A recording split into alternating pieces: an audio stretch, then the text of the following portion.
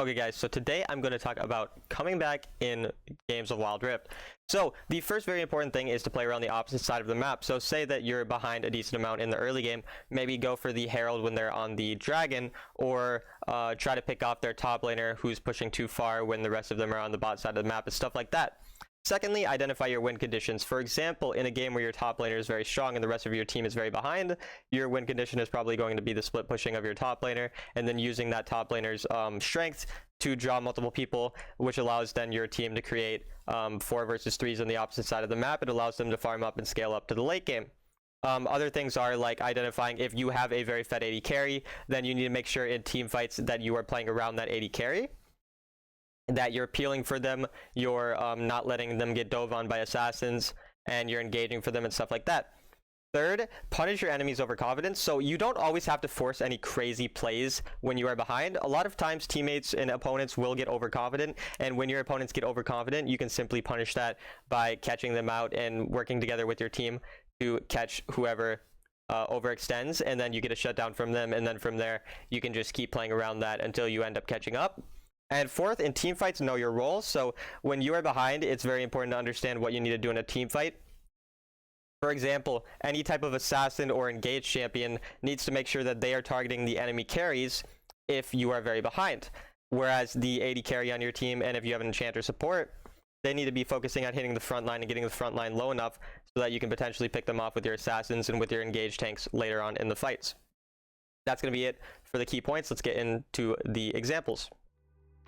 Okay guys, so this first clip is going to basically just be about what to do when you're behind in the early game. And so you're going to see here, obviously I missed my ult there, but we're behind in this game by a decent amount, and I know that they're on the Dragon, and so what I'm doing is trying to play on the opposite side of the map from them to create advantages on the other side of the map and go for the Herald. So typically when you're behind, you want to try to play for the opposite objective, kind of like I talked about in one of my previous videos about objective control.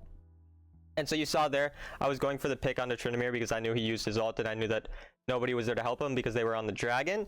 And unfortunately, we didn't land the ultimate. But the thought process there is still just play around the other side of the map and then try to get the opposite objective so that we can trade it and get some gold on the other side of the map, get turrets. It also does this, which is bait them into trying to contest it because they feel like they should contest it, but their whole team is not ready to contest. And so the Pyke makes a bit of a mistake and tries to kill himself for me, and I end up, you know, getting a free kill for my team, getting even closer to coming back. And then their Tryndamere also tries to force something, and we get another free pick there. So basically, just when you're behind in the early game, try to force the other objective that they are not going for. That way you can at least get some value because you're not strong enough to probably fight them and contest the main objective that they're deciding to go for. Okay guys, so now I'm going to talk about win conditions. So in any game where you're behind a lot of gold, you need to identify your strongest members and figure out how your strongest members can allow you to carry this game. And so in this case, I'm a Garen with Hullbreaker, and I'm the only member of my team that is ahead of the opponents. So what we need to do here is play around my advantage and allow me to split push and draw pressure. And then once I draw multiple enemies to me, my teammates take that time to farm up to try to maybe make a potential kill happen or something like that. Now of course it doesn't really work out, but still in the same vein, I'm getting a turret and I'm getting still myself quite ahead because getting a full turret is worth more than just my life. And so even though I am going to end up dying here because 2 are drawn to me, I allow my teammates to do their thing, farm up and get a bit stronger, and additionally I am still keeping myself ahead in gold. Now I'm going to show you the scoreboard quick here, and as you can see, everyone on my team is very far behind apart from me and the Lux. And so because I have such good late game champions in Corki and Vayne, my goal is just to split push and draw as much pressure for as long as possible to stall out the game so that they can farm up and get strong enough to carry this game in the later stages of the game. And of course it doesn't always work out, but just identifying your win condition is the most important thing for coming back in a game. And in this case, this win condition is the split pushing of Garen, stalling the game out long enough to allow Corki and Vayne to get enough items to end up carrying in the late stages of the game. Okay, so now here we see that the Elder Dragon's spawning, and I know that we can't win a fight because we're not strong enough, so our only chance of winning this game is by backdooring them here. And so we're going to play around this one win condition because we know a fight is not possibly going to be won, and instead we're just going to try to base race them. And in this case it actually would work out, but my teammates end up getting scared and thinking we can't do it. And so you're going to see here, without my Vayne even auto attacking the Nexus, I get it down to about 1,000, and that's definitely the correct call here because we know that we cannot win a fight just because we are behind in gold, even if we have a couple of their inhibs down. from split pushing.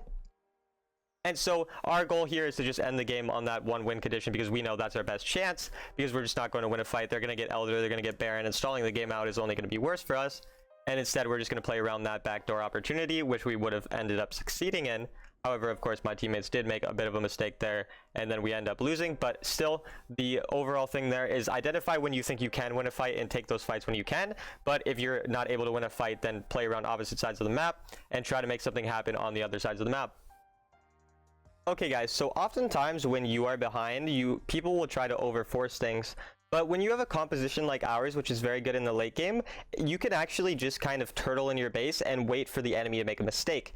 People often get very overconfident in games like these where they're ahead a lot, such as this Lucian here, where his Soraka we saw in the bot lane earlier is nowhere near, and yet he's still walking very far forward. Now I missed my ultimate on him, but he's still so far forward that the Rakan's able to catch him out. And then the Lee Sin and Echo are separated from the rest of their team because their Soraka was in the bot lane, their Lucian was in the mid lane, and they're fighting in the jungle.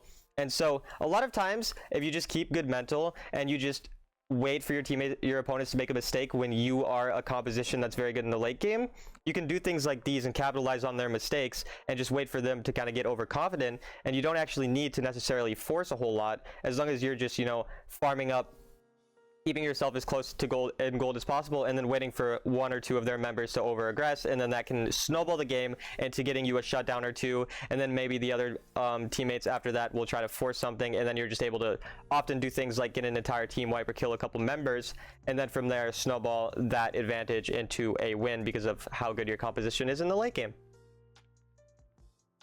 Okay, so now I'm going to talk about roles and team fights when you're behind. And so you can see here I'm 1, 4, and 3. I'm behind a lot of gold, but I'm still an assassin who does a lot of burst damage. So my goal here is to pick off an enemy member of the team who is low, because I know I'm not valuable enough to necessarily win this fight outright. And then I allow my AD carries and my Lulu to fight and kill the tanks while I'm looking out to pick off whatever squishies or whatever people are low. And so I can see they kind of mess up there. They get caught on some traps and they're low enough where I can now go to try to burst them down. And so I'm going to just do just that. I'm playing around the vision. I'm playing around my bushes and just trying to catch people and pick them off while I let my AD carries and my tanks deal with the front line.